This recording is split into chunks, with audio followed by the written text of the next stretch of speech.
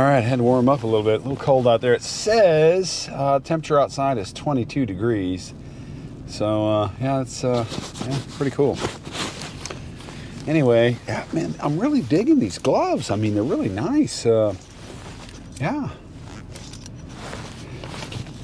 Yeah, actually, they come with it's got a little magnetic back here too. Just mention that real quick.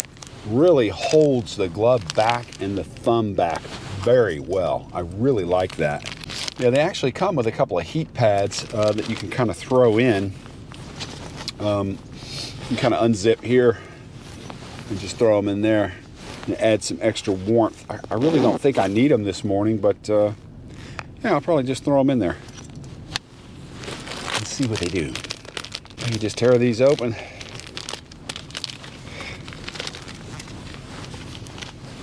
Yeah, shake them up a little bit. Shaking them up really gets them activated, gets them warming up.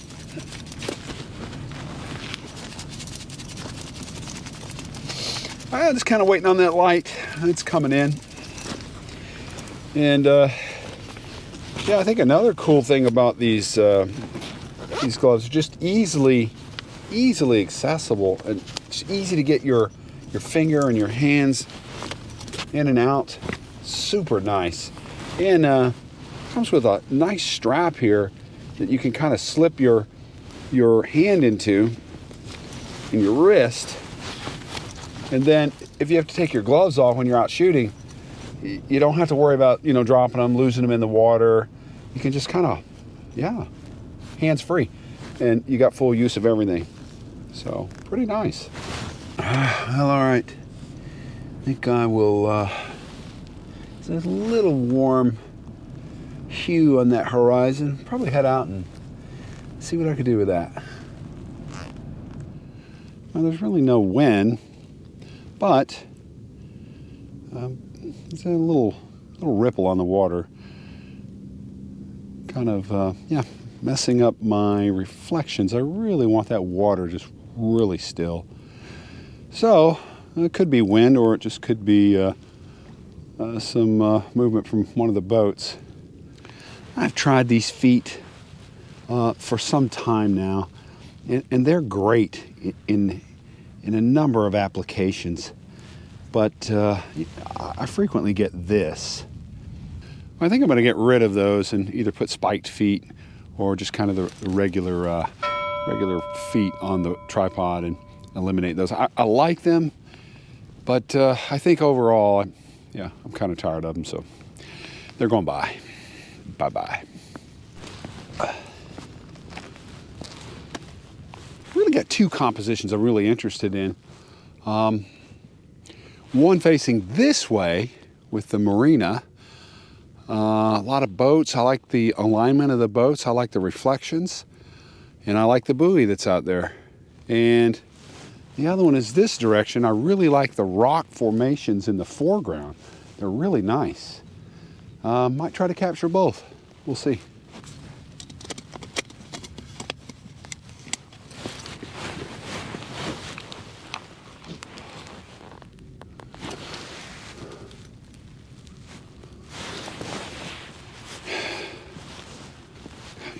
If you're new to photography and you're composing images and you're struggling with your compositions, keep a couple things in mind. This is what I would recommend.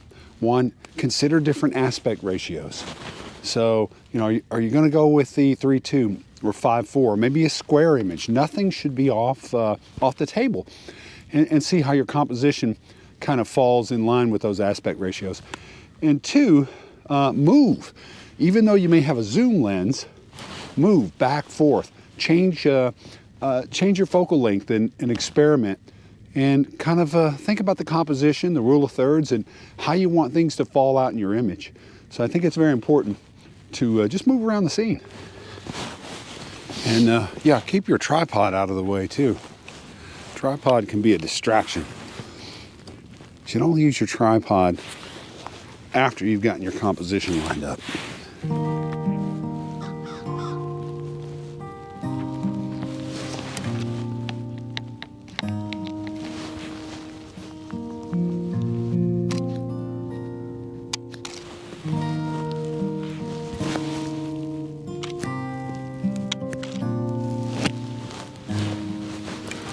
kind of focus stack here. I want those rocks in the foreground pin sharp, but I also want the boats in the background pin sharp too. Yeah, so when you're looking at the histogram, it is a pretty decent dynamic range, and you can really tell that by how you stack on the both sides, left and right. So your highlights and your shadows. So, but there's really no clipping, so you can kind of look down at the bottom, and any clipping will be indicated by a solid line going up one side. So this camera has a little option here to kind of check the highlights, see if they're blown out, but it's showing that as a warning area for those highlights, but I can pull those back in post-processing, so I'm not worried about it. Not going to do any bracketing on this. I think I can pull those the shadows out pretty easy with no loss of quality in these images. At 32 millimeter focus stack. I mean, you know, there's really no reason not to focus stack, so it's pretty straightforward. And something like this scene, you can really just kind of brush in the rocks in the foreground with just a layer mask in Photoshop. I really like this composition, but there's something really bugging me about it.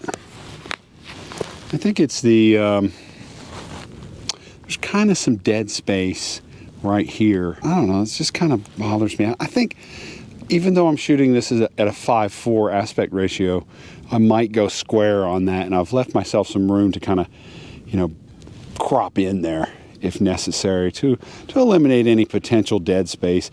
I do like the color that's down there though, so I may leave that as a 5:4. I think one of the things to keep in mind when you're out here in the field is give yourself room and think about, don't just think about the image right here in the second, but think about when you get back into Lightroom and post-processing, and you know, how you're gonna line that composition up. So I think that's important to keep in mind. Give yourself room to crop. Perspectives too. I mean, especially when you're shooting wide angle, you know, if your lens is at an angle and you're pointing down or up, you could get distortion in your image, and that will cause your these poles, these pilings to kind of be off center, light poles, pilings, but it'll shift their whole perspective down or back, and that's okay if you shoot that way, but you've got to give yourself extra room to do that. And what I mean by extra room is shoot much wider, because when you change that perspective in Photoshop or Lightroom, you're going to lose some of the image. So just keep that in mind. I think if you're a new photographer and you're shooting wide, you just want to keep it simple. I think keep this in mind. Keep your tripod, or excuse me, keep your camera level, and that way you won't have to worry about the distortion in your image.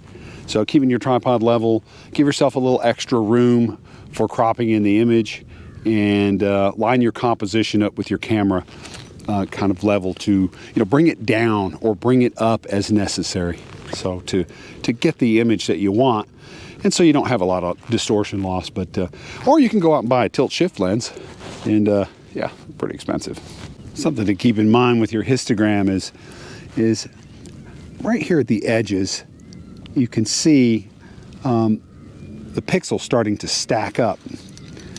And if you're clipping, meaning that you're losing detail in either your shadows or your highlights, you'll see a vertical line kind of run straight up. And here you really don't see that, although you're close. You really don't see that. A good rule of thumb is shoot to the right, so I could bring that exposure over a little bit more to the right, but it's pretty much where I want it to be.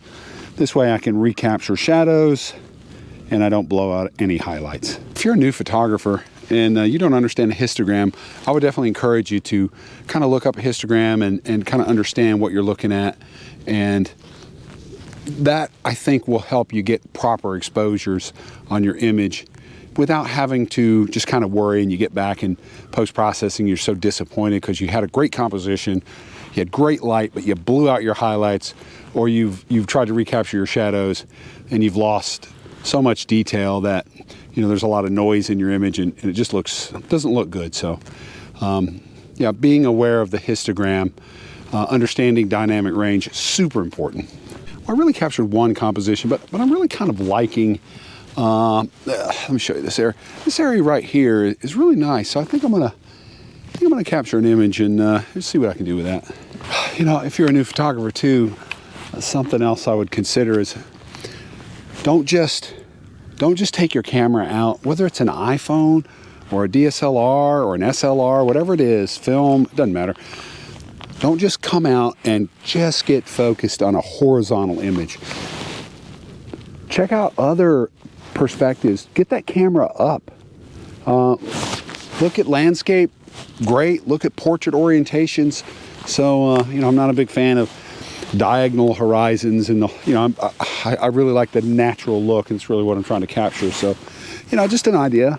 Look at different perspectives and move.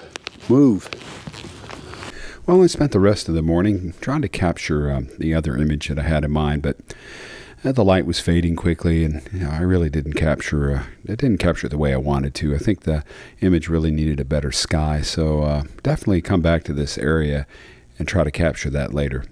Keep in mind, landscape photography is like any other art. It has to be practiced, and I think that's what we have to do. We have to get out and practice landscape photography.